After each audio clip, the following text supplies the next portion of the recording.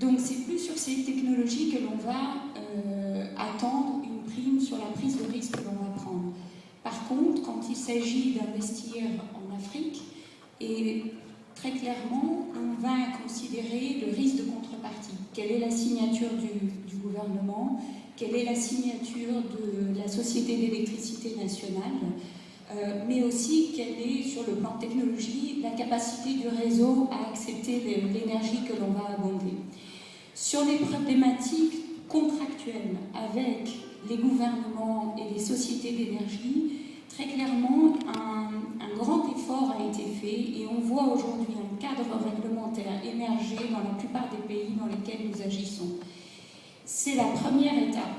Le R20, avec le Pre-Investment Facility et l'action sur le terrain auprès des gouvernements, contribue à l'éducation et à la mise en place d'un cadre réglementaire qui va favoriser l'intervention du secteur privé.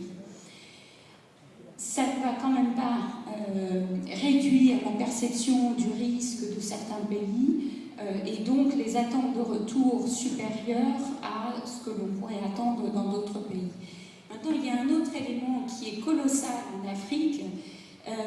Alors qu'en Europe, on partait prenons l'exemple de la France, d'un pays qui dispose du nucléaire et donc d'un accès à l'électricité abondant et peu cher, il a fallu subventionner ces technologies.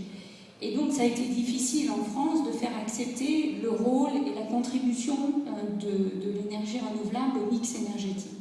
En Afrique, on part d'une problématique d'électrification minime, on est à un taux inférieur à 30%, et le coût du mix énergétique le plus élevé au monde, avec une grande dépendance au thermique. Chaque projet solaire que l'on va venir construire et financer va contribuer à la diversification du mix énergétique, à l'augmentation des capacités électriques, mais aussi à la réduction des besoins de subvention de l'énergie. Et résout, je dirais, de manière naturelle, une des problématiques qui est la faiblesse de nos contreparties de sociétés d'énergie qui sont structurellement déficitaires du fait du besoin de subvention de l'accès à l'énergie.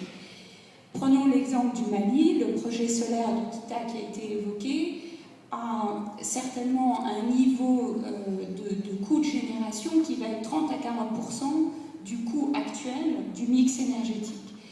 Et c'est le cas à peu près sur tous les pays où on agit. Donc il y a un vrai potentiel économique et donc qui ne dépend pas de subventions nationales à répondre à la problématique d'électrification de l'Afrique, mais aussi au développement économique et évidemment, je passe sur les retombées sociales de ce que peut apporter l'accès à l'énergie.